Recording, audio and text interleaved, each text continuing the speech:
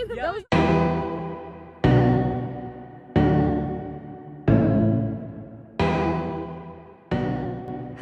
and welcome to an episode of Drinking the Kool-Aid. This is a comedy podcast dedicated to the mysterious. Sorry, I saw you move and I was like, I lost it. Anyway, I'm Cassidy. I'm Amanda. Wow. Did we forget? We nailed it. How to podcast? We took 2 days off and now we forgot how to podcast. Sometimes that happens. It does. It's also Monday. We're recording on a Monday. We don't usually do that. And so I feel like whenever there's just anything outside of our routine, it's just like my body can tell. The body keeps score. You know what I mean? Right. We're like, yeah. What are we doing? What are you doing here? All of our little like guys in our head that are controlling us are all freaking out, screaming. They're like checking our location. Like, why are you there? Yeah, You're they're not like, supposed to be there. It's not Monday. Friday. What are we doing? Yeah. Amanda goes, do you want to get a drink? And I was like, yeah, sure. It's Friday. And she was like, it's not. But we're still drinking. But we still got to drink. Obviously. Hello. Monday's actually the best day to drink because it's the worst day of the week. Do you think it's the worst day of the week? I think if you have like a 9 to 5, it's the worst day of the week for sure. That's fair. I don't know. Like I'm trying to think like, cause I used to work in an office setting and Monday was always really hard because the weekend never feels long enough. It's almost better like how we have like random days off. Yeah. It's almost better that it's not like we don't get into the routine of like, oh, it's these 2 days only. Because then it's your brain, we're mixing it up. Exactly. You never know. Yeah. Every week is different. Because if you have too much of a routine like we do on Fridays now, then you end up recording on a Monday and feeling like a crazy person. Well, we didn't record on Friday because we're crazy because people. we were being crazy people. Right. Yeah. So luckily it was the two of us together being crazy. So it wasn't just one of us feeling bad. Yeah, we were simultaneously having meltdowns about completely unrelated things. So that's always nice. It's not like we didn't record because we got into a fight or something. Right. That would be different. No, we were fine. We were had each other's backs. Yeah, we were synced up. Yeah, we were like, oh yeah, who are we going to fight today? We were today? like, yes, queen, let's take today off and record on Monday. Immediately. Yes, queen, you have that meltdown. You're justified for this meltdown. Do it. You do it. Cry in your bed for an hour, please. And then go drink some beer. Yeah. And that's what we did. Yeah, that is what we did. Oh yeah, I was trying to tell you. I can't drink beer anymore. This makes me upset. We went out to a brewery for dinner and I was like, yeah, I'll get a beer. They're a brewery. I should try one of their beers. You should. I literally drank one and it was a sour beer. So I was like, oh, I know I can't have more than one of these because it'll give me heartburn. Yeah. So I was like, I'll just switch to a blonde. And I literally took 3 sips and was like, I can't drink this. But maybe it was because of the sour beer. Maybe. Like if you just had the blonde, maybe you would have been okay. Yeah. But even like I used to drink a lot of Coors Light. Yeah. Like that used to be like my go-to if I didn't know what I wanted. And I tried to have a Coors Light the other day and I drank like half of it and was like, I think I'm just getting old. That's depressing. Yeah. The other day, Sam and I went into a grocery store that we don't normally shop in, but we saw the Bud Light Platinum because we were looking for a beer. And I was like, remember the time me and Cassidy got really drunk off Bud Light Platinums? Because we were watching a police chase. It was usually police chase. We thought it would be fun. We both had the day off. And so we had gone to go get Bud Light. Yeah. At the store. And we were like, ooh, what's this platinum stuff? It was like new. new. And we didn't know it was like 6% or something. Because regular Bud Light is like 3.5%. And so we get home, and the second we get home, a police chase had just started, and we only had like bunny antennas. We or whatever. literally had antennas that only gave us like 3 channels, and it was one of them was the news. So we were like, oh, perfect. Let's just watch this, and we'll make it a drinking game. Every time the driver does something illegal, we take a sip. And I'm thinking, police chases don't last that long. This was it was like an hour long police chase, and we killed a whole 12-pack. Yeah, we did. And just the two of us. And then went to go. I was like, we need to eat something. It's the middle of the day. Mind you, we're like 20 and 22 at this point. Yeah. We don't live like this anymore, I promise. We could. Sorry, Amanda's mom. Don't be mad at us. And so I was like, we got to go eat something. I was vegan at the time. You were. So there's only a couple restaurants nearby that were like good for me. So we went to this Mexican place and I ordered the vegan burrito. And I got up to go to the bathroom, and I just remember being in the bathroom and being like, oh, I'm 3 seconds away from blacking out. And then so I came out. Because we also ordered margaritas. We ordered margaritas. Why? Because we're insane people. So I literally walked out and I said, Amanda, I will give you cash when you get home. Can you just pack up my food? Because I need to leave right now. And she was like, okay. I was like, and she came home and I was asleep outside. Remember? Yes. But I also was really drunk too, so I didn't know what was happening. I had forgotten. I forgot that we only brought one set of keys Yeah. because we were together. So I didn't think to Yeah. grab my keys. So I didn't have my keys. So you were just on the little. I was like, there was like a stoop into our building, or not like a stoop, but like a little area. And it wasn't like on the street, but like it was close. It's all coming back to me now. Was sitting on the ledge, and I fully fell asleep. And Amanda showed me a picture of me like kind of slumped over like a crazy person on my own stoop. That was awesome. That was crazy. Yeah. And then I woke up at like 6 p.m. and was like, well, that was my day off, I guess. But at least you had that vegan burrito. I did have the burrito. You did grab me the burrito. So that always helps. I was like, there's $20 in my purse. Just take it. Because we were so broke at that time. So broke. That we probably shouldn't have even been going out to eat at all. No. Us? Back then? No. Absolutely not. Especially not a restaurant with like servers. But that's what happens when you black out on Bud Light Platinum in the middle of a weekday. So lesson learned.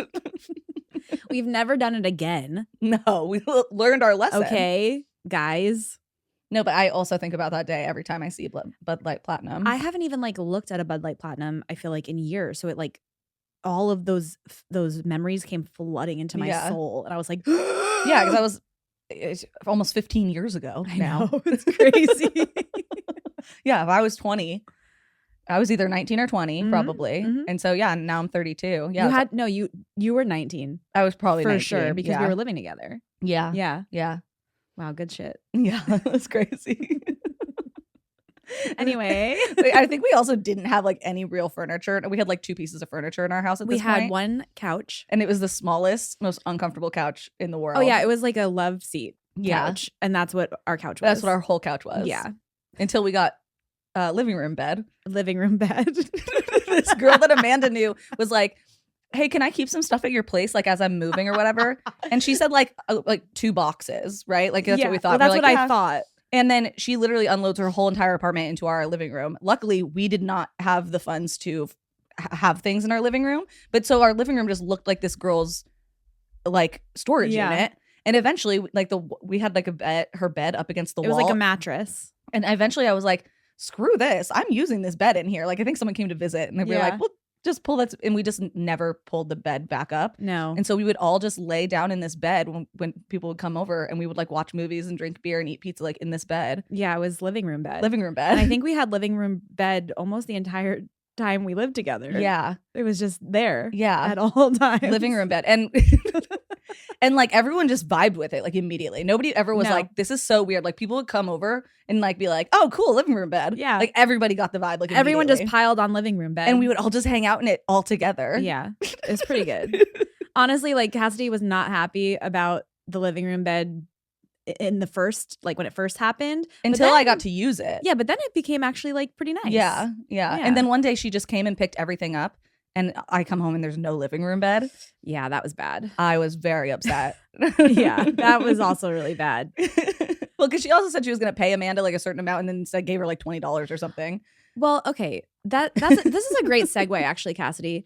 For everyone to go listen to our Things Are Getting Weird episode from this past week. Yeah. And if you recall in that episode, we had an astrologer on and she did decide to tell me that part of my chart indicates that I might be somewhat of a people pleaser. And I might overextend my kindness sometimes. And that right there, living room bed, was a prime example of that. So. I did. Luckily, though, because she had like a bunch of boxes too. And eventually I was like, this shit's been in my house longer than anything else that I own in here.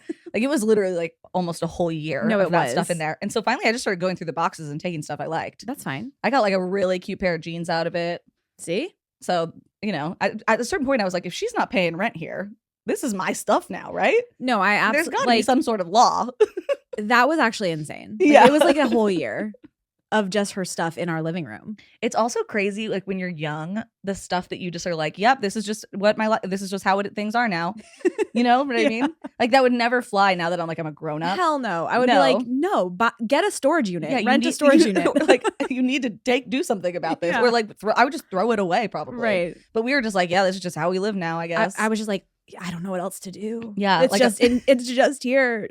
Our entire like I would say a third of our living room was just like all of her like boxes and boxes and boxes, and there was like a bookshelf. Oh, yep. And like it was so much stuff. And we just let it happen. And because it wasn't ours, I'm not like decorating it. You know what I mean? So it's just like an empty bookshelf. And boxes, but then I went through the boxes, and yeah, I got these really cute True Religion jeans out of it. Honestly, good. And also, once again, she did leave the stuff in our living room for a year. It was crazy. So technically, we should have had access to anything we wanted. That's so true. I should have fought for living room bed. You should have. So I had squatters' rights on living room bed because it was a lot nicer than my bed. You could have kept the mattress. You I should could have. I slept down there all of the time because I know I had a like a $50 futon from IKEA that always tilted, that is slanted. It was never, you could never get it even. No, so if you rolled at all in your sleep, it would just go. You would roll off, or it would like tilt. It would tilt, yeah. And I tried everything. I like would put books under it or whatever, but yeah, it was always cockeyed. Well, that's why you would often sleep in my bed. Yeah, I did that a lot too. It's honestly so funny because I know so many people who like have roommates or have had roommates and like now live alone and whatever. And I'm like, I loved having a roommate. I thought it was so fun. Which is honestly, and I've also lived alone. And when I lived alone, I'm like, yeah, it's nice, but like it wouldn't bother me if one of my best friends was also there kind of all the time. I feel like that shocks me though, because I feel like you like solitude. Yeah, I like to be at home. But like that's why like it's so nice. People. I can go over and just pop my head into your room and go, hey, what are you doing? Do you want to watch a movie? Yeah. Or we can ignore each other. You know what I mean? That's true. That's true. Because you can have it both ways. Mm-hmm. Yeah, it was great. Loved it. Wow. I didn't mean to make this whole episode about our past, but we're very into reminiscing. I love to reminisce. Yeah, I know you do. I do. I like a good funny story, and we had a lot of good funny stories God, in that house. Yeah, we did. Wow. It also was like on stilts. Oh my gosh. So if anybody even just like closed a door too hard, the whole building would shake. What she means is the whole building was on stilts. The whole building was on stilts, and it was surely did not meet any sort of remember code standards. Remember when there was an earthquake and I was taking a nap and I woke up because the entire apartment was like literally like moving back and forth. I woke up because I was like, what the fuck is going on right now? Because the whole building was just swaying from side to side. I was at work. I was actually at work at the aquarium. Yeah. And I was out at Shark Lagoon, which was kind of like kind of a fun place to be during it, like with the water splashing and stuff. Well, not if a shark was gonna fucking jump out. But I remember I check my phone and I have a text from Amanda that just says, Cassidy, this building is going to crumble. I don't know where to go. I'm trying to find the cats. She was like trying to collect the cats and go outside. And I was like, the shaking stopped. If it didn't fall, and she's like, it's gonna fall down. This building's done for. Because I really thought like if it just swayed a little harder, that thing was gonna snap. Yeah, on its stilts. It was not the most sturdy, structurally sound building. And I didn't realize how bad it was until I moved and lived somewhere that was structurally sound. Yeah. And I was like, oh, it's not normal to hear like your neighbors every time they cough. Right. And then the neighbors right next to my head were always having sex. Like really early in the morning. Always. Yeah. And it was so loud. Yeah. So I would just like wake up at 6 a.m. to the sound of them having sex and just stare at my ceiling. Yeah, they were morning sex people. Yeah. Mm-hmm. Yeah. Wow, forgot about that. I did love that apartment though. I did too. It was nice. I had a secret. We both had balconies, which was nice. Yeah. Because I was a smoker at the time. So that was really nice. And then my balcony had a secret little staircase so you could sneak in and out of the apartment and not like bother anybody else. Or like if Amanda had like friends over or something and I'm like, I don't want to see these people, or someone was asleep downstairs on living room bed. You don't want to bother them. You could leave through my room. That's true. Which I had done a couple times. Yeah. And then someone broke into my into my room and stole my underwear, remember? Didn't we find out who that was? Yes. They mailed it back to me.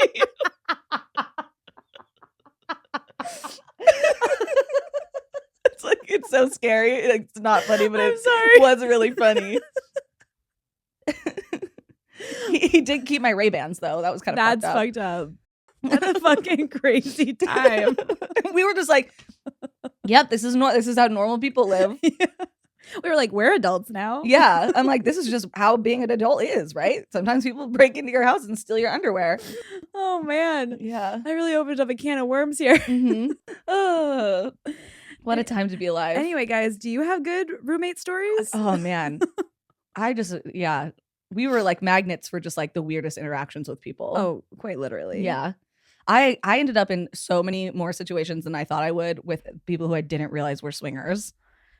You did. Like, why did that happen to you so many times? Apparently, I've got a vibe. Like more than once. Never happened to me, guys. I was gonna say, what's that TikTok meme sound? It's like, I'd have 2 nickels, which isn't a lot, but it's weird that it happened twice, right? No, I remember. I mean, there was a lot of things that would happen to either one of us, really. Yeah, we're just lightning rods for strange where and we unusual. would call each other and be like, "Oh my god, this thing is happening!" Like, what? And we'd be like, "What are you talking about? Like, what's going on?" Yeah, where I'd like text you and be like, "You need to call me and say that you locked yourself out so I can leave." You called me a lot of times where like crying. Oh.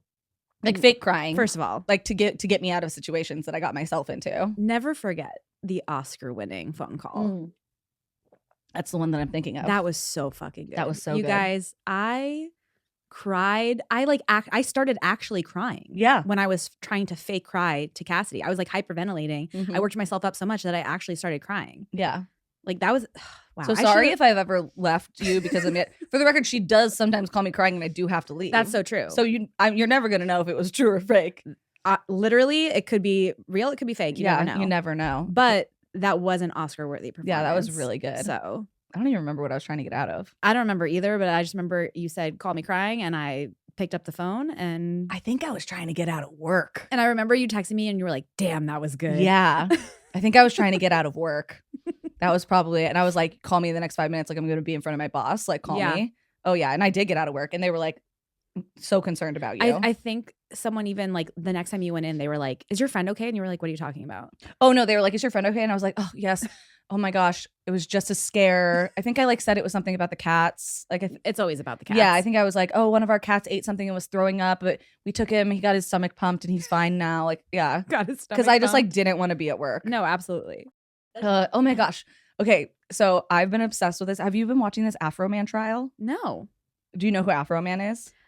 Because I got high. Yeah, because I got high. Okay, so he like I think it was in 2022. He was raided by the police he lives like in Ohio, right? Okay. And they broke down his front door. They literally charged in. He has like all the camera footage, ring camera footage or whatever, right? They break down his front door. They're in there with assault rifles drawn. His wife and children were in there. He was not even home. He was watching it through the cameras and his wife was recording it. What were they getting raided for? They said that there had been suspicions that he was human trafficking and selling drugs out of his house.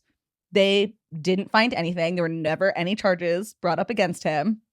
But on the video camera, someone flips off his camera and then they cut his cords, like so there's no more video feed, whatever. Oh. And they took like $4,000 from him or something in cash that he had in his house. Okay. And then when they returned it, it was missing like $600 of it. And then now, of course, the police are saying like, "Oh no, we actually miscounted it the first time. This is how much money there was the whole time." Yeah, I investigated myself and it turns out I did great. But so he obviously is pissed off. Mm-hmm. He tries to like tell talk to the court system and like say, "Hey, like you guys need to fix my door and like apologize to me." Yeah. And they were like, "No, fuck you," basically. So he started making videos where he's singing about the officers that were involved. And they're so funny. I love that. And then the officers that he was singing about tried to sue him for defamation. I would be like, I will sue you for running into my house with assault rifles in front of my children. Yeah, no, because you can't do that. The police are allowed to do whatever they want, right? So he was like, if they didn't show up in my house, none of this would be happening. And the videos are so funny. They literally play the songs in court. First of all, Afro Man is wearing a complete head to toe suit that is the American flag. Love it. Incredible. With glasses, like stunner shades on. Not kidding. He's like, "Because I got high." Yeah. Because I got high. And he like sings these songs, right? And they have to play the songs in court. The full song? The full song. I love it. Oh, and like one of the girls, one of the women, he made this whole video about her like calling her a bitch and saying that she goes down on like other people's wives and stuff, and she's sitting on the step crying as this most comical, ridiculous song is playing in the background, right? And he like finds out things about these people and like puts them in these songs. Oh, they're like true. Some of them are true, some of them are not, right? And he's saying like, it's my freedom of speech. I'm being satirical. This is art, right? But and I then support him. one of the guys he called Officer Pound Cake because in the video of the raid, because that's what he uses in these music videos is the video of the raid. He like there's pound cake on the counter and he's like taking a real long look at the pound cake, and so he's like, almost pound cake looks so good, almost made the cop put down his gun. Officer Pound Cake. And he's like a bigger guy, so he's like, that fat fuck. And I'm like, and this guy's this ruined my life. People send me pound cakes all the time now. I'm like, that kind of sounds awesome. I was gonna say, send me some of those pound cakes. Yeah. Meanwhile, the other guy, he said, after man says in this other guy's song that he fucked his wife, and apparently his biracial kid came home and was like, "Is Afro Man my real daddy?" Oh. And then, so the whole point of like libel or whatever is that you have to prove like that people believe that these things are true, right? But they are not true. Otherwise, it's not like defamation or whatever. Yeah.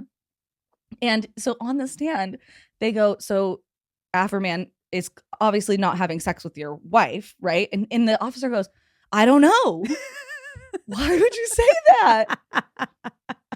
I wish I could play you the songs without it getting like copywritten and taken down, but you need to go look up the songs. They are so funny. And he makes these like music videos for all of them, and they're so freaking funny. Oh my gosh. Like, I'm sorry. Like, once again, I just love to see somebody with like hate in their heart and a little shine in their step. No, right? I love it. That's perfect. And but he was found in favor of him. So I was gonna say I support every single thing he's doing. Yeah. In fact, cut a CD, cut a track. No, I want it. And the ironic part is like, you guys are so stupid.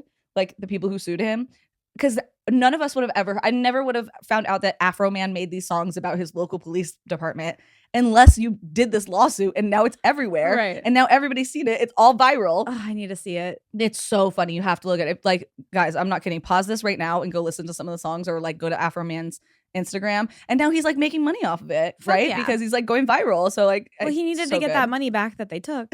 So yeah, it's basically like what he said. He was like, well, you guys, I needed to fix my front door. You guys fucking broke it down. This is what he's wearing the entire time. Incredible. We'll have a picture of it on the Instagram and the YouTube. Literally amazing. He's literally, it's so good. Yeah, it's so good. You could at least play Lemon Pound Cake for me. Okay, I'm gonna read the lyrics to Lemon Pound Cake right now. The Adams County Sheriff kicked down my door. Then I heard the glass break. They found no kidnapping victims, just some lemon pound cake. Mama's lemon pound cake. It tastes so nice. It made the sheriff want to put down his gun and cut him a slice. Of what? Of what? Of lemon pound cake. He want to put down his Glock, lemon pound cake. Trending on TikTok, lemon pound cake. He's a family guy. Got the munchies because he got high. Lemon pound cake. He's Adams County Sheriff, and he's hungry and big as hell. He was sniffing for weed, then he smelled a better smell. Mama's lemon pound cake. Like, it's so good. Move over, Taylor Swift. Yes. Lyrical genius. Wow. And this guy's on the stage, like, yeah, it ruined my life. Meanwhile, he's like, the other guy's like, you know, talking about them having affairs and cheating on each other, and this guy's just getting called kind of big and eating lemon pound cake. And people are just sending you pound cake. So genuinely grow up. But there's like people outside of the court handing out lemon pound cake, and they were like, we gotta go. It's over now. Oh, it was in Ohio. I love me some lemon pound cake. But yeah, good for you, Afro Man. And we love a win for the First Amendment. That's right. We support you, yeah, King. So funny. Speaking of funny videos, the Justin Timberlake DUI video got released. I'm on tour. Tour for what? A world tour. Doing what? And he's like, he's so like, I'm Justin Timberlake. Yeah, he goes, well, I'm Justin Timberlake. And he goes, okay, license and registration. Like, this kid does not know who Justin Timberlake is. This is gonna ruin the tour, the world tour. And it's like, okay, I don't feel bad laughing at all because you were drunk driving, you fucking imbecile. Yeah. Like, so yeah, I'm glad everyone can now make fun of you and laugh at what you did because that's insane. When they're trying to make him do, I mean, it is funny to me that like if you, I don't know, is it like this in other countries where like they make you like do a bunch of silly little tasks if you get pulled over? Oh or yeah, they like just breathalyze you right away. Walk the line. Don't you have to like do the ABCs backwards? Rub your stomach and like tap your nose or something too? I don't know. I don't know that one. I don't know. I've never been stopped for that, so I don't know. But I think that's what you have to do. I've been pulled over once and breathalyzed because somebody almost ran into me, and so I had to swerve out of the way. And of course, the cop doesn't see that part; they just see me swerving. Literally every time. Yeah, and I knew I wasn't drinking. I had just dropped somebody off at LAX, so I literally just went. I'm dyslexic. I'm not gonna do the shit backwards. It's gonna make me look fucked up. That's fair. I couldn't do that in a million years. Yeah. I know it starts with Z. ZYXW. Got any more in you? V. See, I wouldn't have known. You. I don't know. But yeah, so I was like, I'll just do the breathalyzer because I knew I hadn't been drinking. But yeah, I don't know if I was drunk or high and I had to do like silly little tasks for police. Yeah, that would really ruin the tour. It would ruin the world tour. The world tour. I'm Justin Timberlake. Do you see that video of him when they're like doing the intake and they put white on his thing? Yes. And he like tried to make a joke and be like, white? And he goes, I'm just joking. That's totally a bit I would do if I was drunk and getting arrested. It just would not land. I'm sorry. Like, it's so ridiculous. And I'm just so happy that we got to see that. Yeah, it's so good. And when he's trying to walk in a straight line, he goes, oh my gosh, this is hard.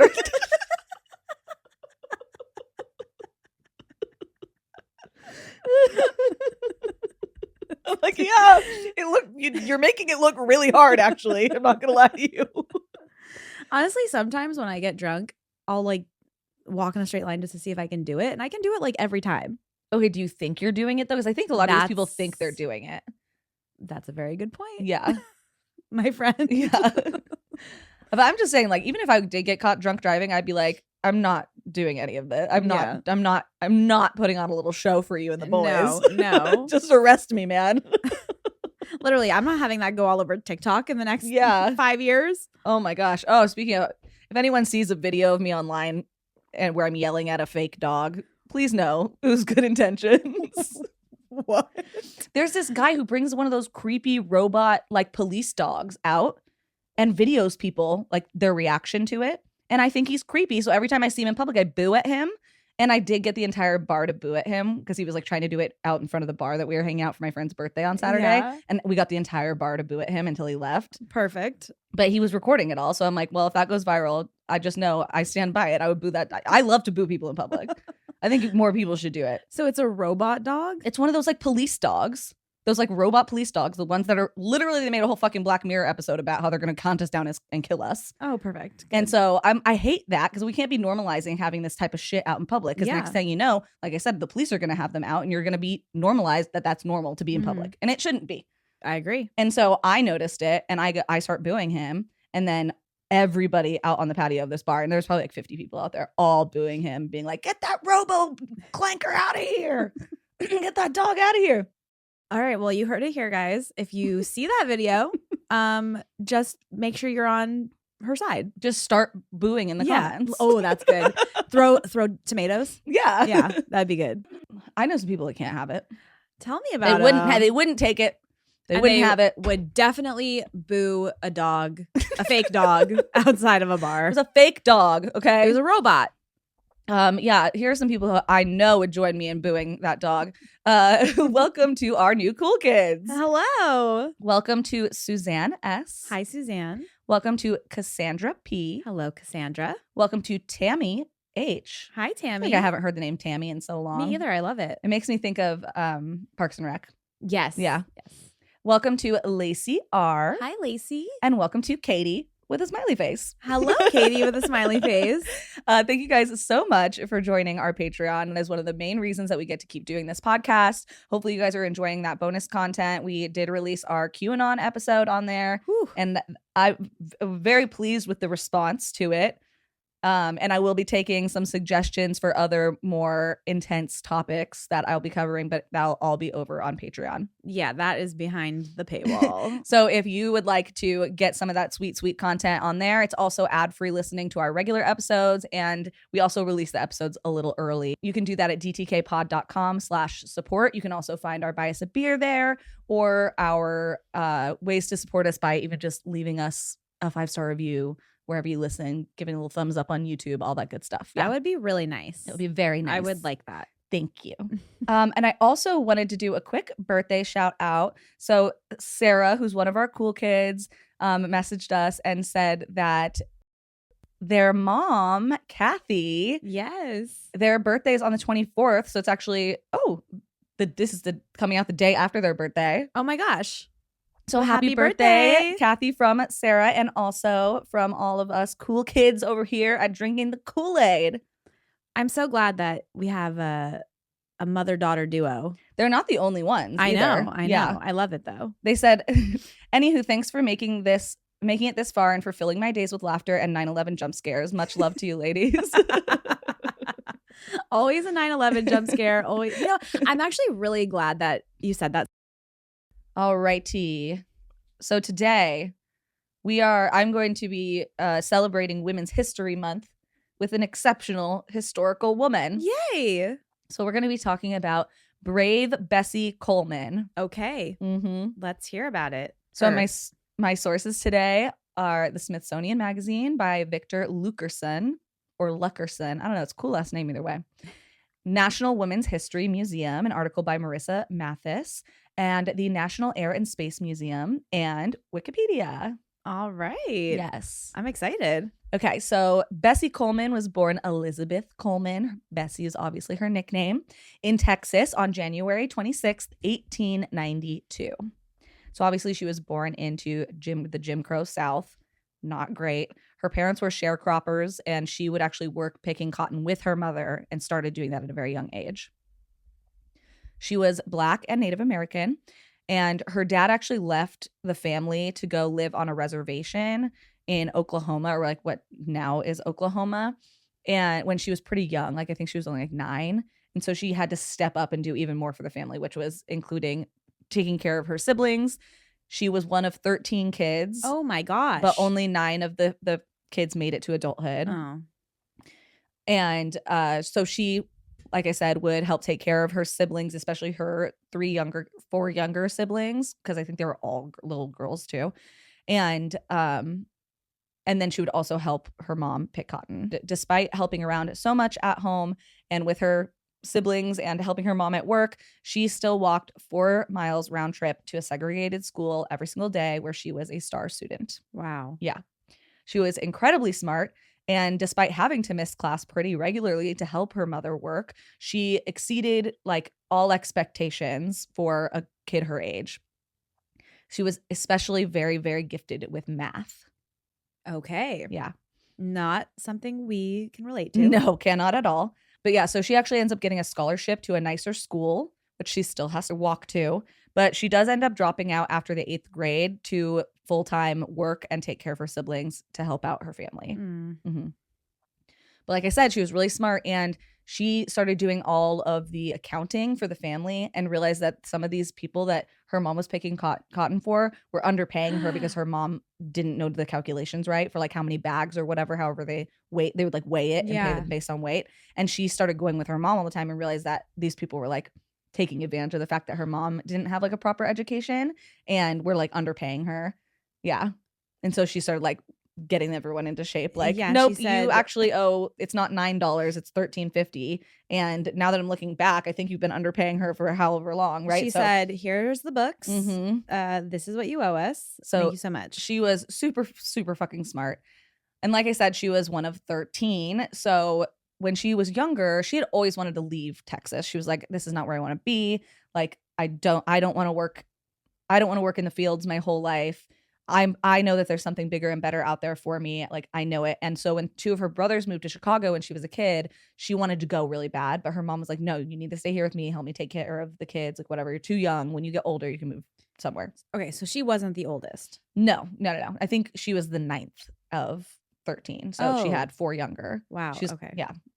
So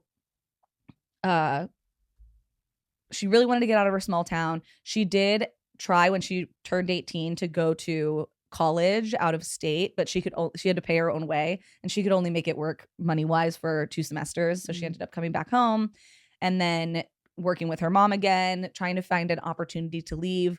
So when in 1915, when Bessie was 23, her brothers were like, "Hey, we had a room open up where we're staying. Come stay with us in Chicago and work here and like get out of the South," right? Yes. And she's like, "Abso-freaking-lutely. Chicago. Going to Chicago." Chicago. So she goes to Chicago when she's 23 years old, and she pretty quickly gets a job working at a barber shop.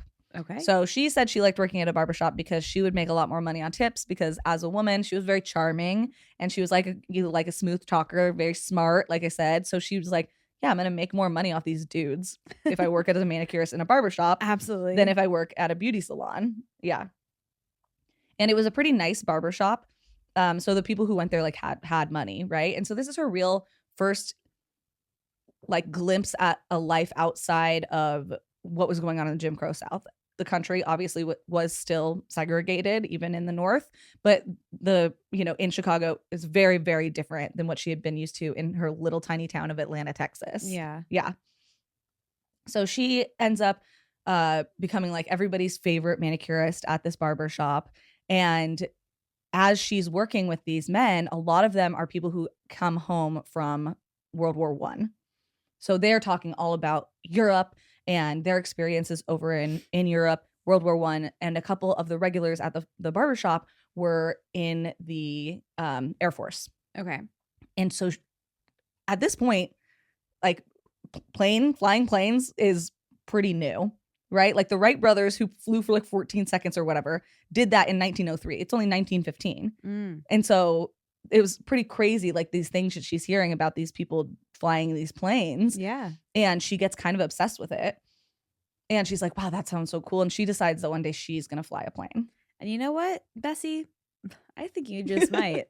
Well, it was even worse because she told this to her brother, and her brother laughed and said, no woman is ever going to fly a plane, especially not you, Bessie. Mm-hmm.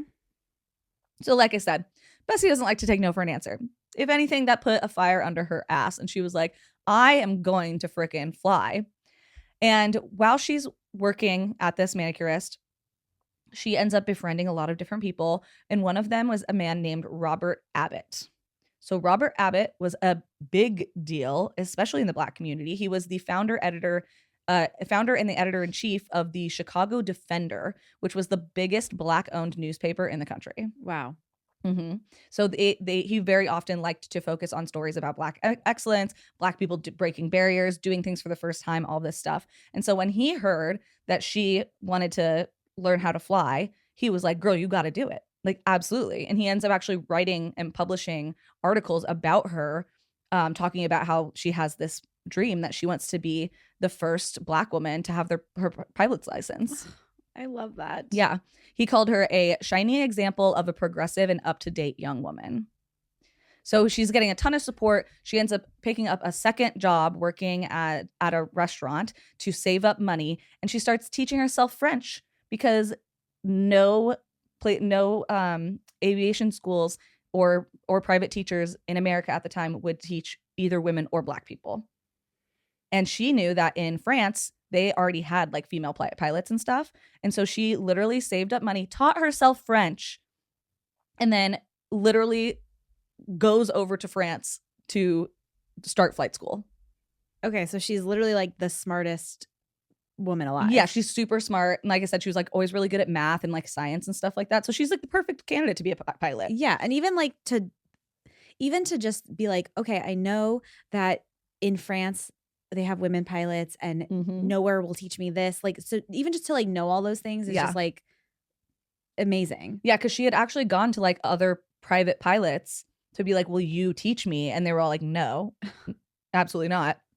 And she knew they were a little bit more progressive in France about women doing things and Black people doing things. And so she was like, I'm going to go to France.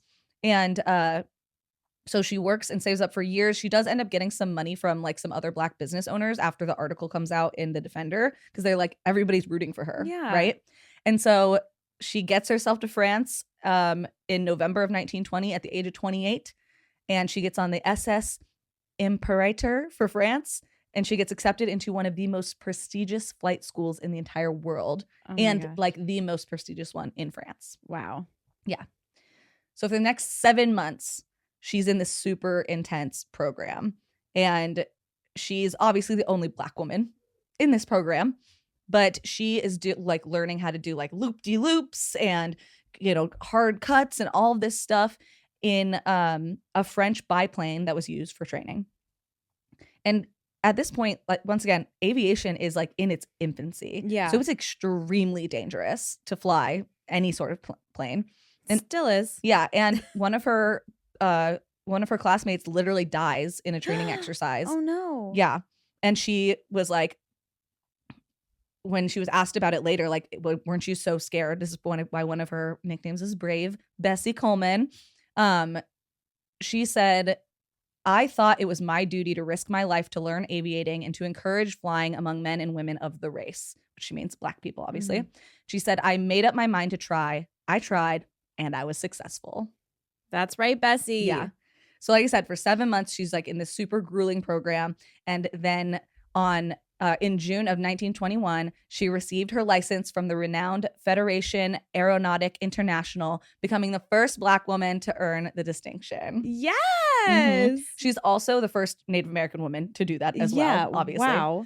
There's some people who like aren't 100% sure if her dad actually was Native or not. There was, you know, it was a lot of, there's no 23andMe. Right. And you just kind of had to go off of what your grandparents told you or whatever. Mm-hmm. But in some of the articles I read, they said that at least one of his grandparents was Choctaw. Okay.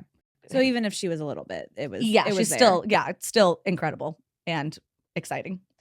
Obviously, this makes international news. She becomes a celebrity overnight, basically. Wow. And when she returns to the States in September of that year, she didn't realize the kind of reception she was going to get. Like, people were obsessed with her. Oh my God. Yeah. So she obviously has to take a boat over from Europe over to New York City. And when her ship docks, there's like all of these reporters and photographers like there waiting to see her. And she just had no idea. Yeah, I mean, like, she knew it was like a big deal and that there had been some articles written about her, and she had done some interviews and stuff, but she didn't know how much people really like were like loved her. Yeah. Yeah. So she shows up, basically the paparazzi's there snapping pictures, and she's like, "Oh my gosh, like, this is crazy." And when she's in New York City after that, she actually goes to attend a Broadway musical in Manhattan, and the cast literally at the end presented her with an engraved silver cup. And yes, while the showing was segregated, there was a multiracial audience. It wasn't just white or Black people. They were sitting separate, but there was both people there, and every single person gave her a standing ovation, including the white people, which was like a big deal. Yeah. Yeah. Yeah. Oh, wow. So obviously, like, she is this icon to Black people who are trying to get their way out of the oppression that the United States and white people had put them under, right? I know. It's like kind of crazy because obviously, you know, we know that the segregation Mhm. happened, but even just like hearing that Mhm. people were literally segregated at Broadway shows, like it just Mhm. like trips my mind out. I Mhm. just can't imagine Yeah. being there. Yeah, I know. That's why we need to move forward, not backward, people. Please. So, yeah. So she was not just an icon to Black people and African American people in the United States. She was like full-blown beloved celebrity, which was pretty groundbreaking in its own right because of a lot of the racism and segregation that was still going on in our country. Yeah. And so, but she didn't let it get to her head. She was like, nope, I'm going to be the best pilot in the world. So even after she like goes, she like, does some speaking events, and she does some flying at like different fairs and stuff. And then she ends up going back to Europe for more training because she wanted to learn how to do like the hard, dangerous stuff. Okay, Bessie, this is where you're losing me. Yeah. So After that, she does come back to the United States. And now that she has all of these new tricks up her sleeve, she travels all around the United States to different state fairs and other big outdoor events doing these like thrill seeker shows where she would do like flipping crazy stuff in the air and stuff. flipping. She would walk out onto the wing and parachute off. Yeah. What? Into the crowd. Yeah. And people would pay like $1 a person to like go and watch her do this stuff. Okay, that's a little too intense for me. Yeah. So she was known for her very iconic outfit, which is still a very iconic pilot's outfit today. She had a custom leather jacket, shiny leather boots, and a leather helmet with goggles on the top. Nice. So when you think of like that look, it's exactly what you think. Like, yes. Yeah. She was the first? I don't know if she was the first, but she was like known for this outfit. Yeah, I love that. Oh, this is another part that's really cool. She refused to perform for whites only audiences.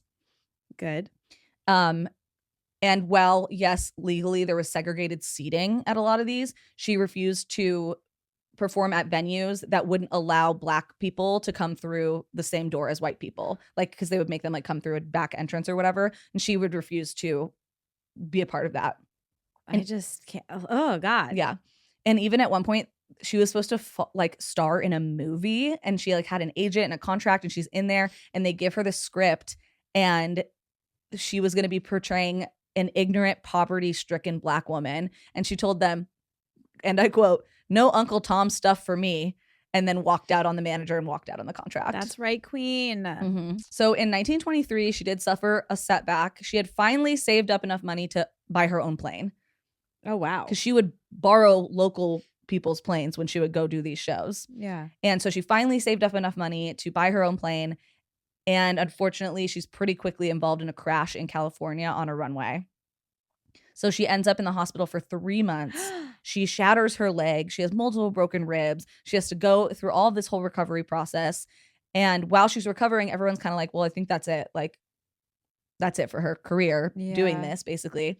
And she was adamant that she was going to get back to flying as soon as she could. She has a little bit of a slow start getting back in the action because, like I said, now she has this crash under her belt, and she would borrow other people's planes. Yeah. And it was really dangerous to fly. Like, did she crash? Did she buy a plane and crash it, or did she crash someone else's plane? She bought her plane and crashed it like a couple months later. And it was like on the runway. It was like a stupid miscommunication error with when she was supposed to be taking off, right? Which we just literally saw happen at LaGuardia this morning. Yep. And 2 people died and 40 are injured or something. Yeah. Like, it's just so scary. It's scary. But she does actually get really back on the map and skyrockets to fame again when she, in 1925, performs at this huge Juneteenth festival and does like some of the most daring tricks that anybody had ever seen. And it was like a huge deal. And she actually got invited to meet the first ever female governor of Texas. Wow. Yeah. So she performs all these wild stunts. Like I said, she would do this thing where she would walk out on the wing and parachute down into the crowd. And she would do like loop-de-loops and all sorts of crazy stuff. The loop-de-loops alone are scary, but the walking out on the wing thing is we can't be doing that. And she had a plan. She was kind of like, she's getting older. She's like in her 30s at this point. And she's like, I don't really want to be doing this like forever, like this daredevil bit. What she really wanted to do was start the first ever pilots program for Black people and women. Wow. Yeah. And so that was like her plan, is to save up enough money and like do enough talks and garner enough attention to be able to open up this school for herself. So the next summer, 1926, she's going to be touring Florida. She did Texas the summer before. Now she's going to be doing Florida.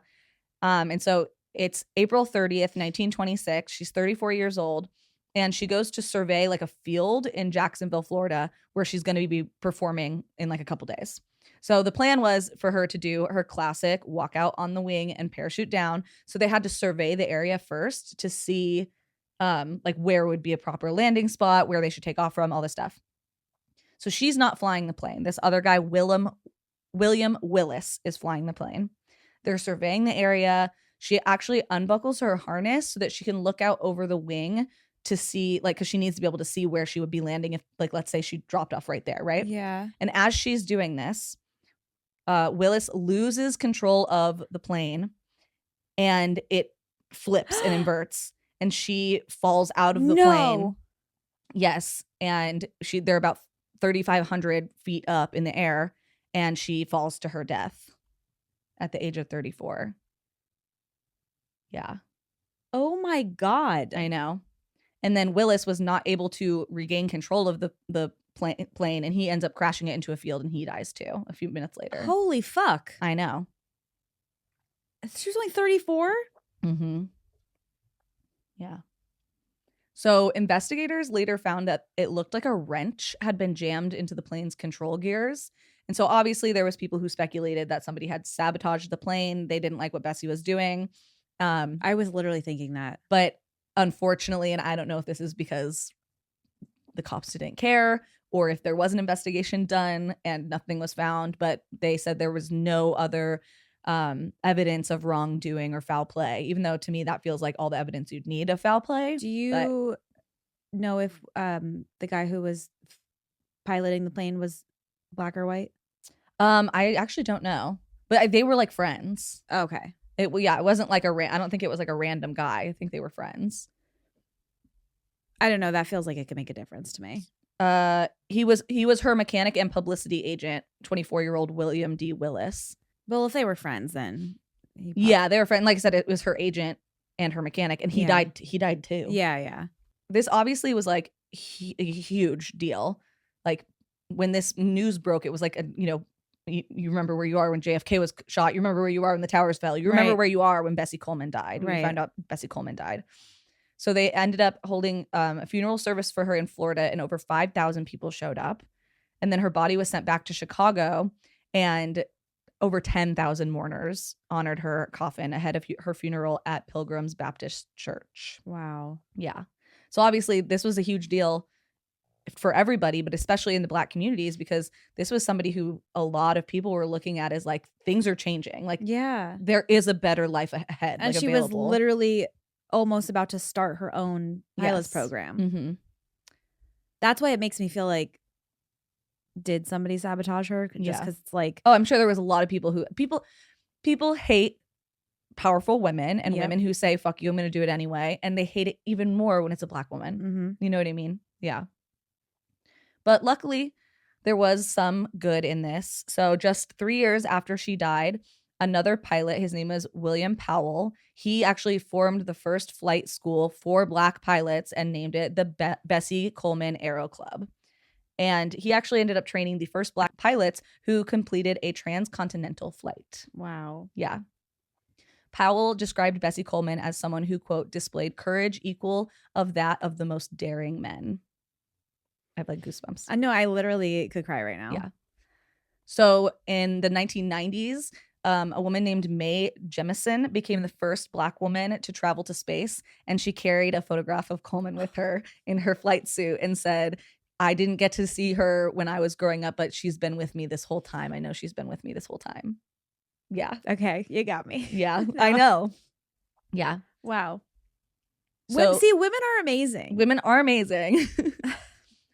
So how did I learn about brave Bessie Coleman, right? Because obviously this isn't something that we were taught in school or anything like that. Well, recently, a news clip was going viral because there was a young lady named Alex Williams. She's in the 3rd grade, and her class was asked to do a presentation on a hero.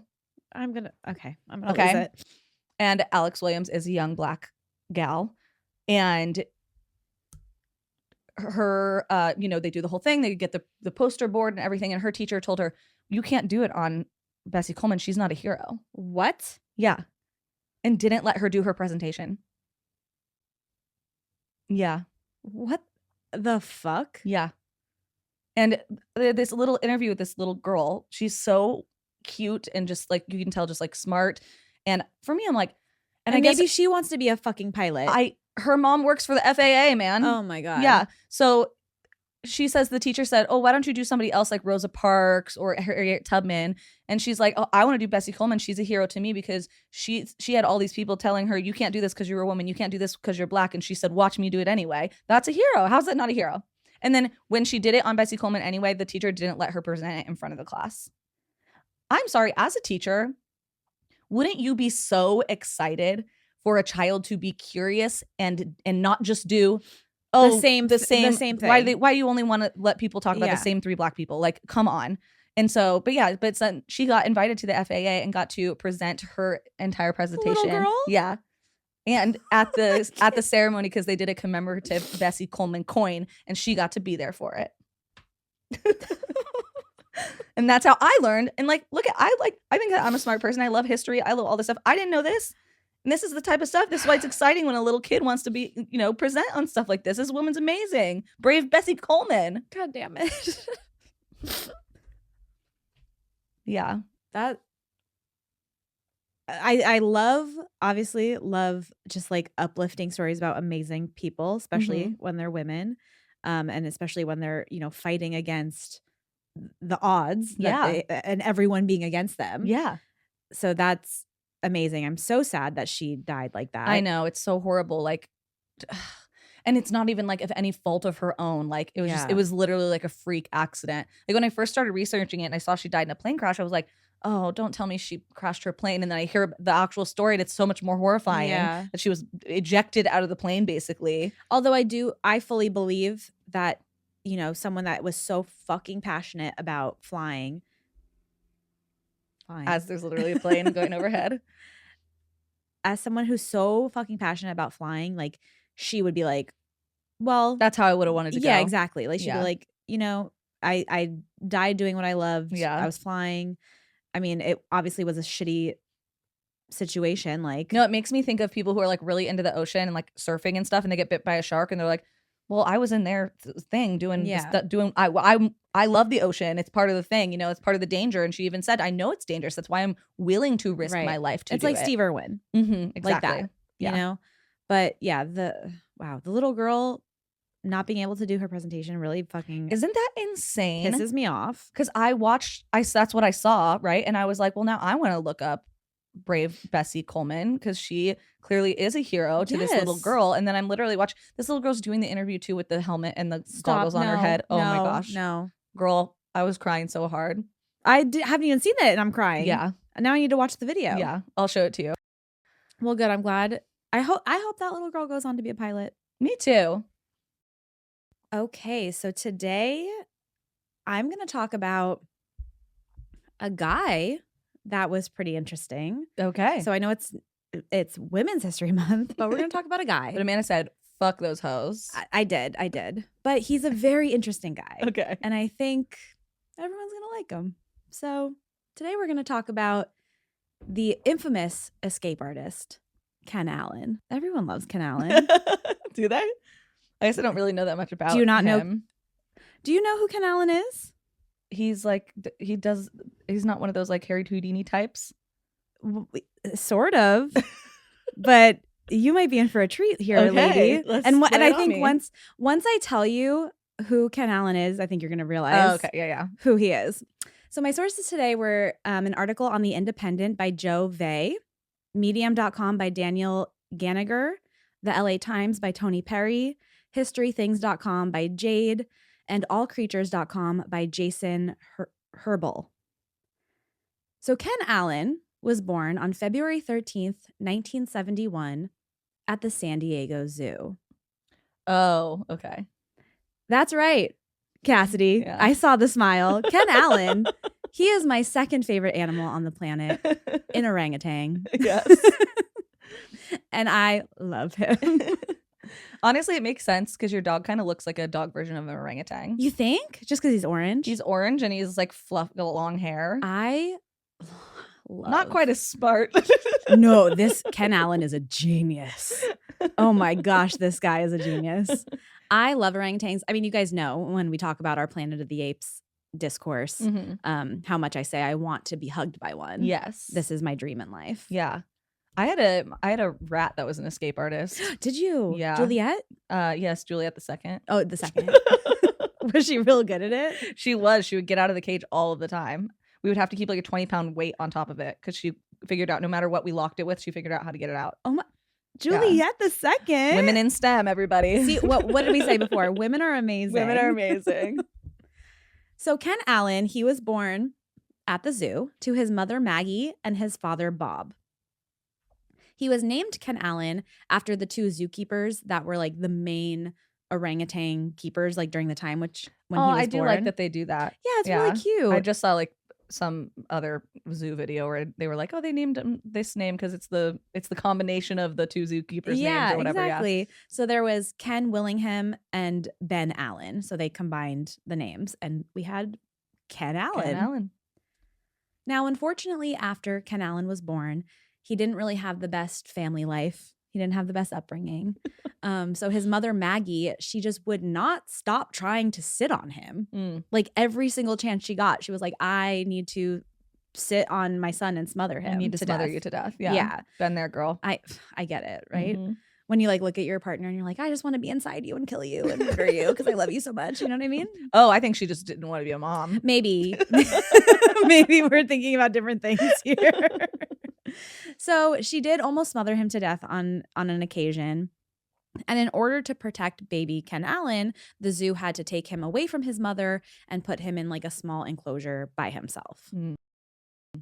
This enclosure had like a bunch of toys for the baby to play with. It had some things for him to swing on. But at night, they would keep him in a crate to kind of like crate train him just to make sure he wasn't like running amok, you know? So he would just sleep in the crate during the night. Teeny tiny baby orangutan Ken Allen kind of started his career as an escape artist. You got it.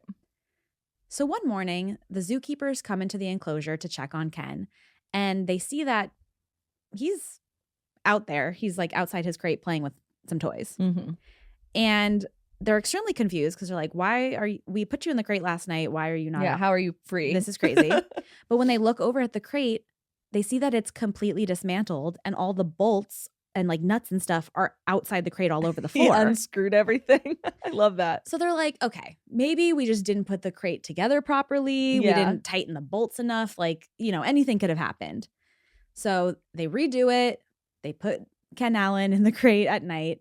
And the next morning when they walk in, the same thing happens. The bolts are on the ground. The whole crate is dismantled. And Ken Allen is just sitting in the enclosure playing with his toys. Yeah, I say just let him be loose. I mean, at this point. Yeah, right? He earned it. He's having a good time. Yeah, he earned it. He's being a good boy. What is he doing wrong? He's playing with some toys. So the zookeepers, they're like, oh my gosh, this is crazy. What are we going to do here? So they get a new crate for him because they're like, maybe this one is just not a good one, not a sturdy one.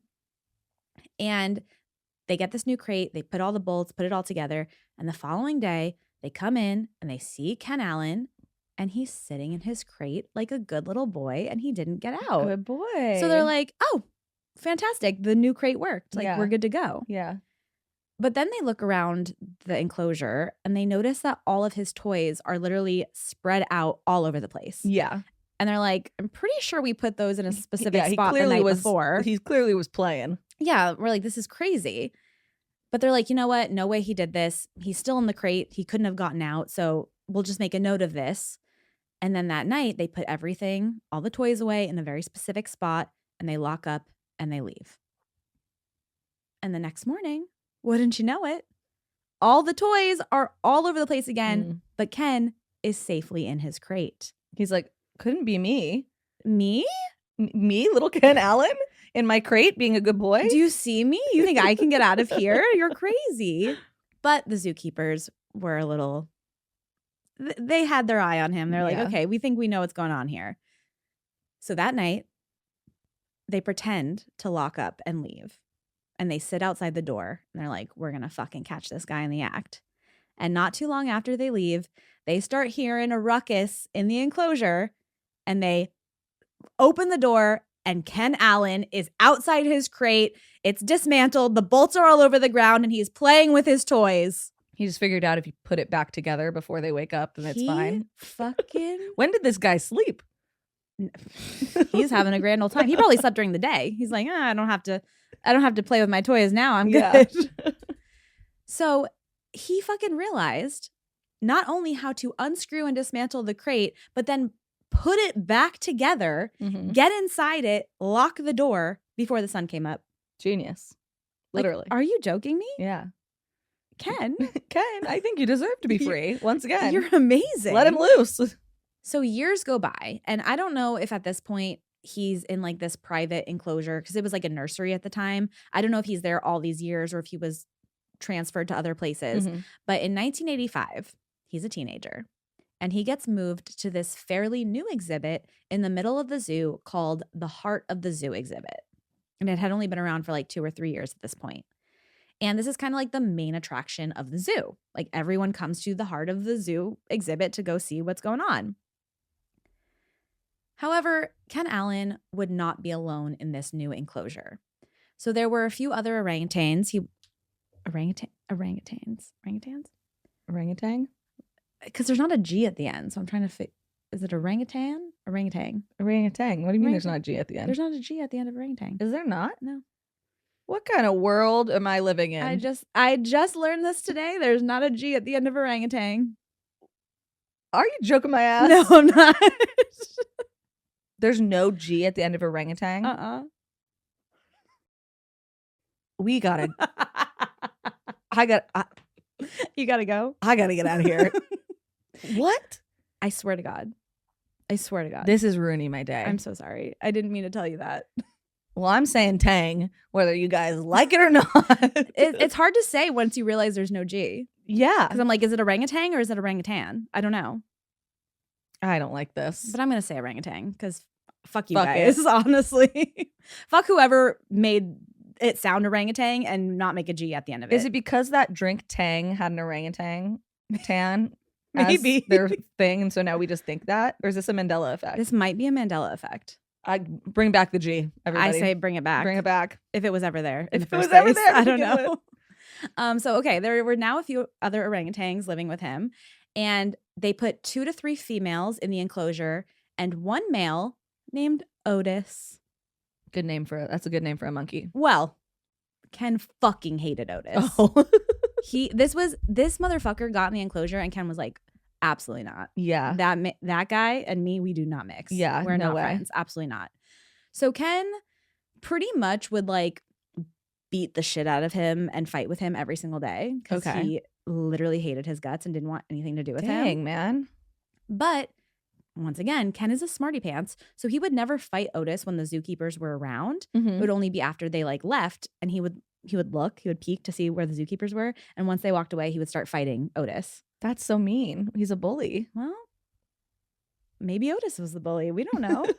We don't know. That's like me with that punch the monkey. I thought of I'm Punch like- the Monkey. I'm like, maybe that monkey has bad vibes. I don't know. That Maybe was that the- monkey said some weird, like, Hitler monkey stuff. that was the first thing you said. You were like, listen, I get Punch the Monkey is cute, but I don't know if Punch is the problem here. Yeah. What if don't he's know. the problem? What if he is running around town saying horrible things, and that's why all the monkeys don't He's like saying him? monkey slurs and Like, stuff. yeah, exactly. We don't know. We don't know. What if he's a monkey misogynist? You don't know. He got really into the Andrew Tate podcast or whatever. If all the other monkeys are hating him, there might be something to it. We don't know. Okay, back to Otis.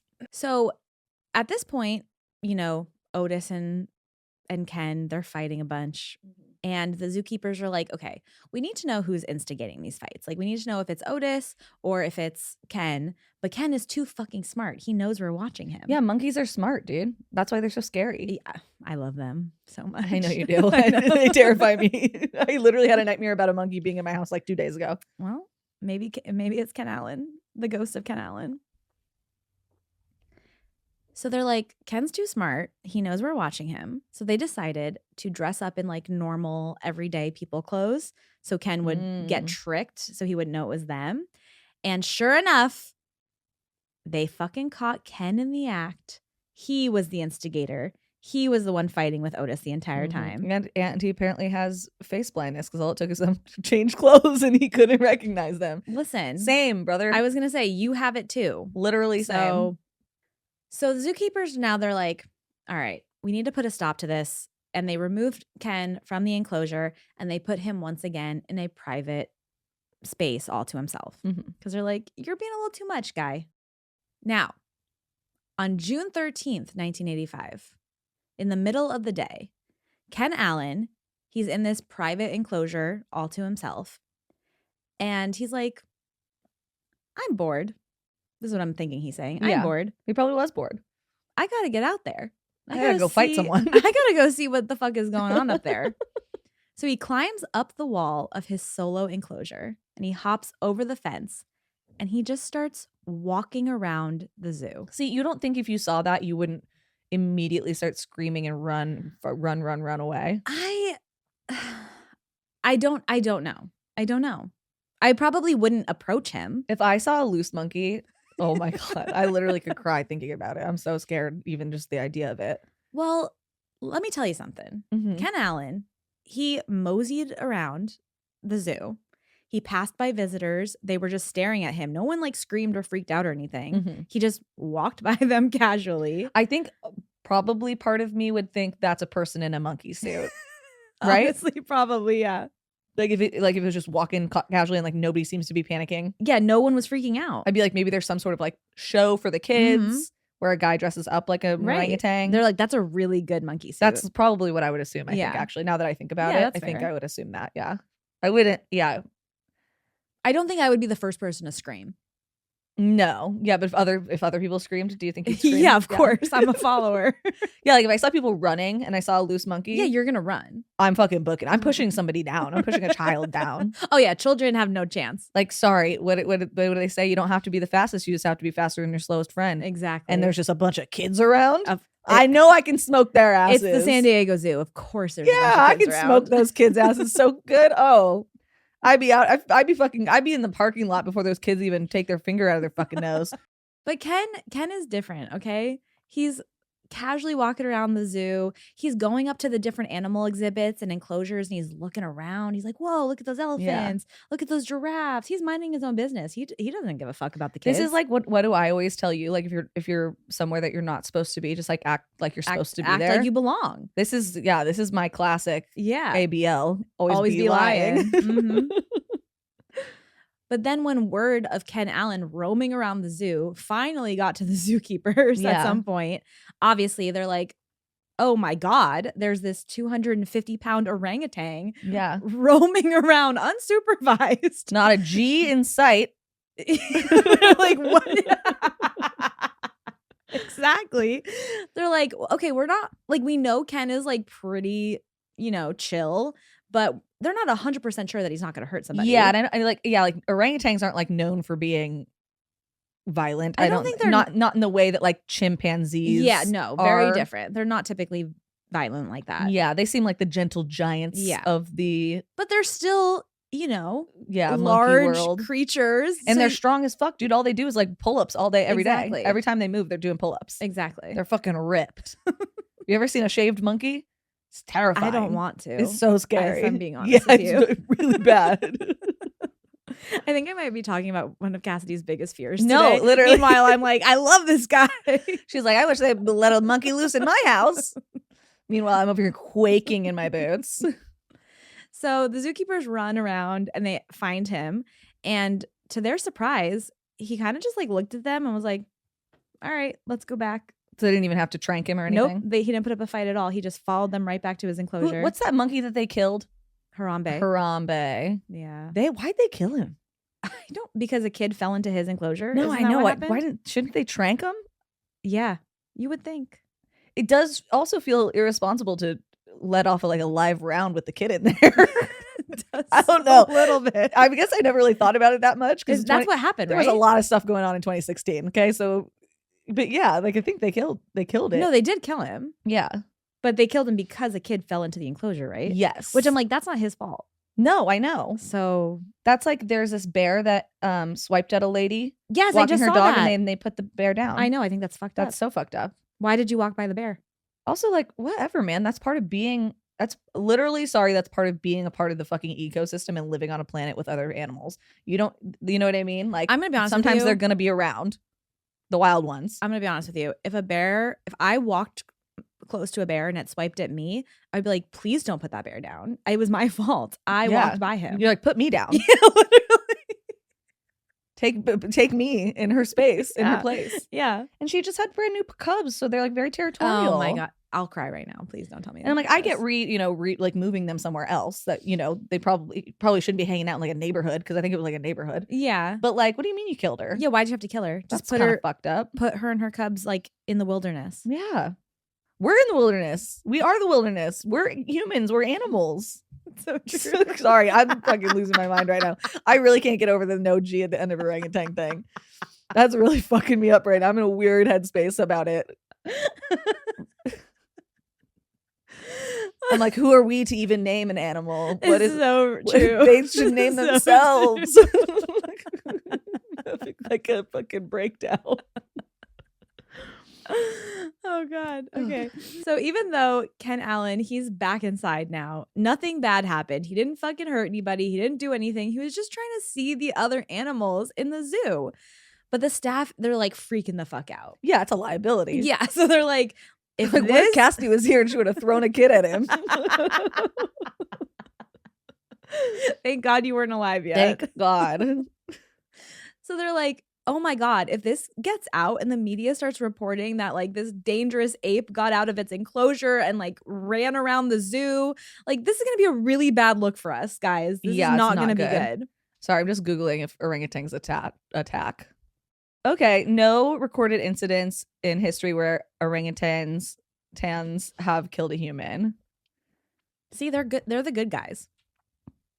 Yeah, I wouldn't trust them. I would love to be hugged by one. They do kill each other though. Well, the attacking female used a male orangutan as a hired gun to help corner an attack the murder victim. Thank you, Scientific America. Wow, that's interesting. Well, she was a woman, so it's okay. Yeah, that's okay. Yeah, we support women's wrongs. Exactly, especially during Women's History Month. Mm-hmm, Hello. Mm-hmm. So then, of course, just like the zoo expected, the news broke. And all the newspapers started writing articles about Ken Allen. But instead of this being a disaster, this actually ended up being extremely good publicity for the San Diego Zoo. Oh, yeah. Everyone wants to go see that guy now. Within days, attendance had doubled, and everyone is coming to the zoo to see Ken Allen for themselves. I very specifically remember going to the orangutan, I don't know how to say it now, enclosure at the San Diego Zoo, and my dad made up voices for all of them, and they were and was making them have conversations because they were all fighting over a burlap bag. I love that. Yeah, so like it's a cool enclosure. I went with my parents and I saw an orangutan. Okay, actually, no, good question, because I was just telling my husband about this. Did we see the orangutan at the LA Zoo do this, where he fastened like sticks together to try to grab? Yes, it was the LA Zoo when we were there for my birthday. We saw that guy. Yeah, remember? Yeah, he was so cool. That was cool. Yeah, he was like, he made a tool to like grab something. He did. Yeah, it was cool. He like literally fastened sticks together and was like sticking them outside of the cage to get something. To get like it was like a piece of trash or something. Yeah. I was like, oh yeah. And we watched it for quite a long time. Because I love them so much. I was just watching him. And then at one point he like looked over at us and he was like, see what I'm doing? He was like, see how smart I am? I'm so fucking smart. I wish I could have jumped down there and got it for him, honestly. But even though more and more people are coming to the zoo to see Ken Allen, the zookeepers, they're still worried that he's going to escape again. Because once again, he's an ape. And, you know, things can get unpredictable. You don't really know. So they were like, we got to stay on the safe side here. We got to make sure that he never gets out of this again. Yeah. So they end up installing a moat around the edge of the enclosure so that he can't just like willy-nilly get to the walls and climb them. And then they also added more height to the walls. So they were like, okay, there's no way Ken Allen is going to get out of here. And what does he do? He gets out. He gets out of there. So a few weeks later, on July 29th, somehow, some way, Ken got across the moat and he scaled the 250-foot wall and hopped over the fence. And he just strolled around the zoo, calm and casually, and he even stopped to take selfies with people visiting the zoo. See, this is what I mean. Like at this point, we just got to let this guy be loose. Like he's He's fine. earned it. He's earned it. Literally fine. Yeah. He's taking selfies. We're the ones that took him out of his environment, and now he lives in a concrete I mean, cell. he was born there. I know, but I'm like, we did that. Yeah. You know what I mean? No, So absolutely. like, if there's one that outsmarts us, we just gotta let him go do his thing. I don't think he's hurting anyone. He's trying to be a local celeb. Once again, I'm just like, I don't know. We're no better than any other animal. I agree. So I think we just gotta let this guy do his thing. Hard to agree on that one. But then Ken ends up stumbling upon his old enclosure that had the female orangutans and Otis and his fucking arch nemesis, Yeah. Otis. So Ken is outside the enclosure looking at Otis, and he's like, fuck that guy. I hate that guy. So he starts grabbing rocks and starts throwing them at Otis from outside the enclosure. I need to know the beef so bad. I want the tea. But unfortunately, he was soon stopped when the zookeepers found him. Yeah. And once again, Ken Allen turns around, he throws his hands up in the air, and he's like, you got me. Yeah. Can't fight you on this one, guys. And he just followed the keepers back to his enclosure. I love him. So now the zoo staff is like, okay, guys, we really need to figure out how to stop him from getting out once and for all. Like, this is getting out of hand. So they put Ken in a room with a TV so he can like chill there for a few days and watch TV and just hang out. And while he's locked away, they end up redoing his enclosure. They're like, we're going to redo this whole thing. We're going to make it like a steel trap. He's not going to get out of here. But as that's happening, little did Ken know that the whole San Diego community is rallying for his freedom. To let him roam? To just let him fucking be. So people start making free Ken Allen merch and they start selling it outside the zoo. And then there was another group of people that got together and they formed a Ken Allen fan club that was called the Orang Gang. Love it. See, the appropriate amount of G's. There's a G in there. Yeah, Orang Gang. There was also a song written about him. And then the newspapers started referring to him as Harry Houdini. Perfect. But Harry as Hairy. Yeah. Love it.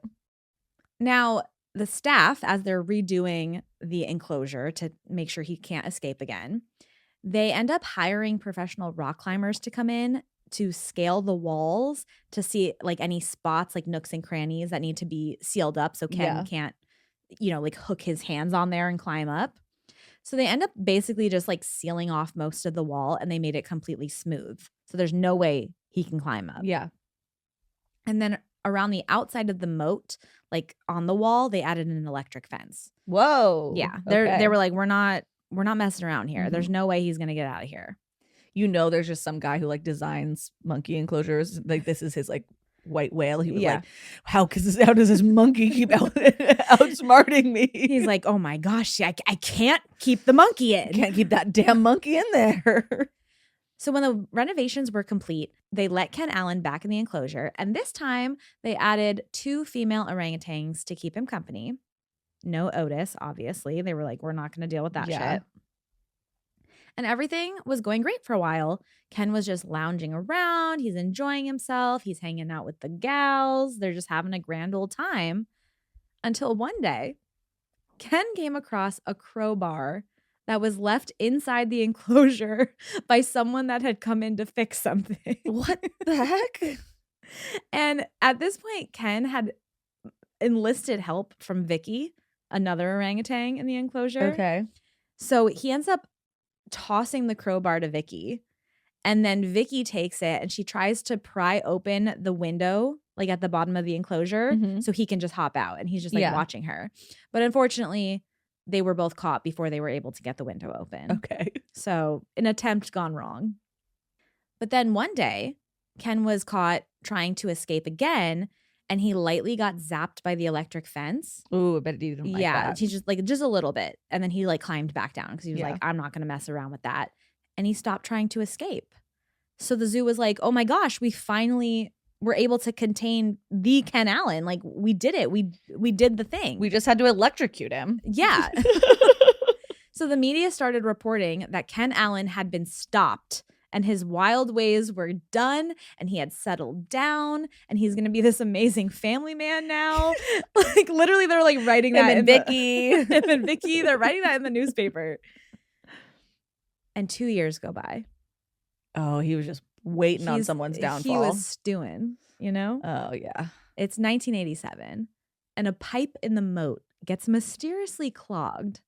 So they have to drain the moat in order to fix it. And Ken Allen, he's sitting in the enclosure, and he's watching all the water leave the moat.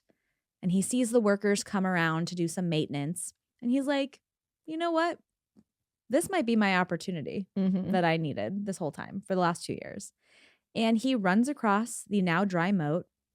He hops onto the wall where he Spider-Man crawls up it, and he gently touches the electric fence where he realizes that it is not working right now because of the maintenance people. Water. Yep.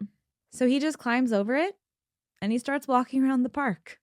You gotta let him. I don't know. And he's like the fucking Pope out here. Like people are stopping. They're taking the pictures with him again. He's loving the attention. He's having the best time of his life. Yeah, of course. But this time, when zookeepers found Ken, he didn't willingly go with them. He decided to run. He was like, I'm not going back in there with that Vicky bitch. So he starts ducking, he's bobbing, he's weaving, he's running around, literally getting chased by multiple members of the zoo. They're going to have to dart him. It took 3 hours to finally get him. And the only reason they tranquilized him was because he was about to climb into the lion's enclosure. Oh my goodness. And they were like, we literally tranquilized him because we thought he was going to get killed by a lion if he went in there. Really That's the only really reason. ruined some people's day.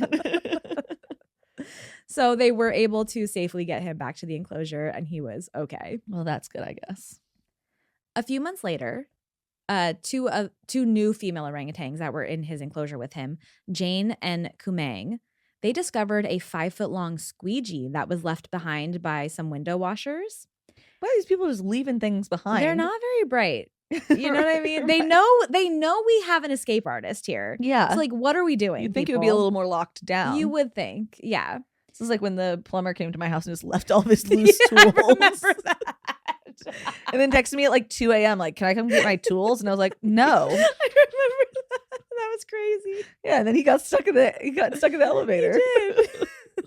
Weird day for me. But without even mentioning this to Ken Allen, like these two bitches didn't even show Ken the squeegee. And we're like, hey, we're going to get out of here. He knew it. He felt it spiritually. They just used the squeegee, the two of them, to climb out of the enclosure themselves. So the two gals now, Kumang and Jane, they're roaming around the park and they're looking at the animals. They're just a curious little folk. Yeah, they're like, well, Ken keeps doing it. We want to fucking Seems try. fun. Like, what the fuck? So Kumang, she's looking at all the animals in the enclosure. She's just, having the time of her life. But Jane, she went into an employees only area and she starts eating all their food. Oh, yeah, that's what I would do too. And eventually, both of the gals were caught and brought back to their enclosure. But Kumang, she had actually taken a few plays out of the Ken Allen handbook, and she managed to escape 2 more times on her own. Get 'em, girl.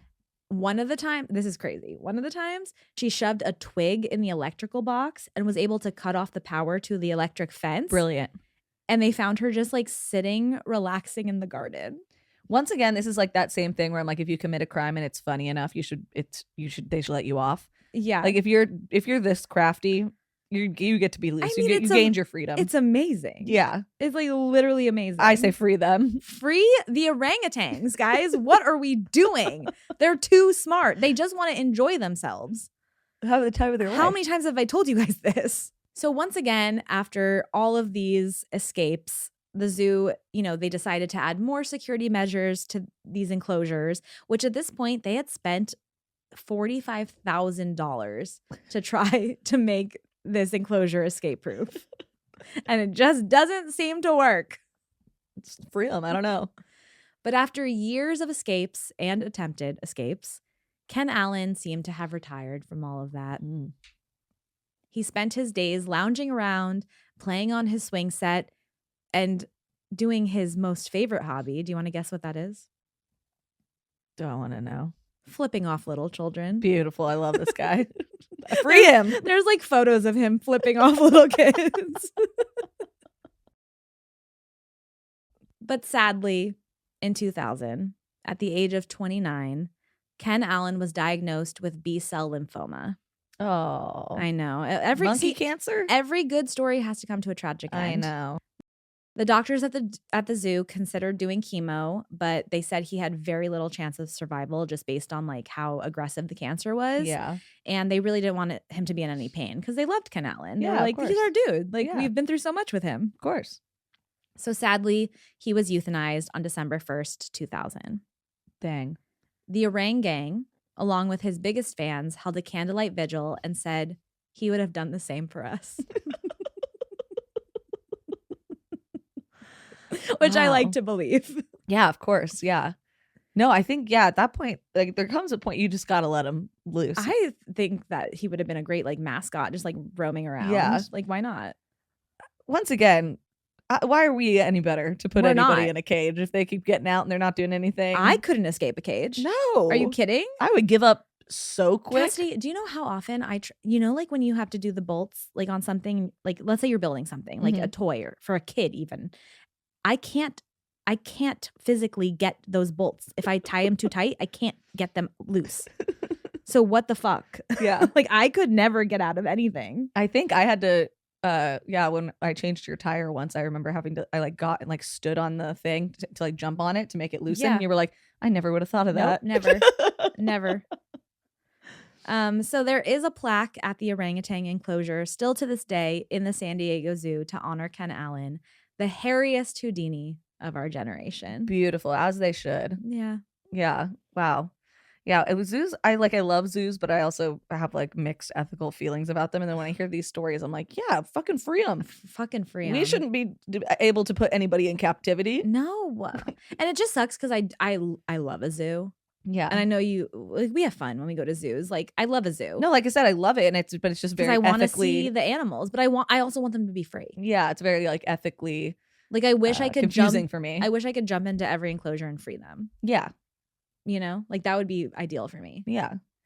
Maybe Ken Allen would have freed some other animals. I would have been the honestly biggest think issue. he would have. I think he would have. I feel like he was like getting there. Yeah. If he would have like been able to get out a couple more times. Maybe he liked to mock them. He liked to go and be like, I can get out. Why can't you? See, dummy? that's the thing. We don't know, right? We don't know. He could have been a big asshole. Yeah, we don't know. We have no idea. We don't know the attitude he was walking around No. with. But I love him. So that's Ken Allen for you guys. Ugh, well, I love that. Yeah, thank you so much for sharing that. That was a very funny story. I know. Rest in peace, Ken Allen. Rest in peace. I love you so much. Yeah. Well, how about we finish this off with a listener story? Let's do that.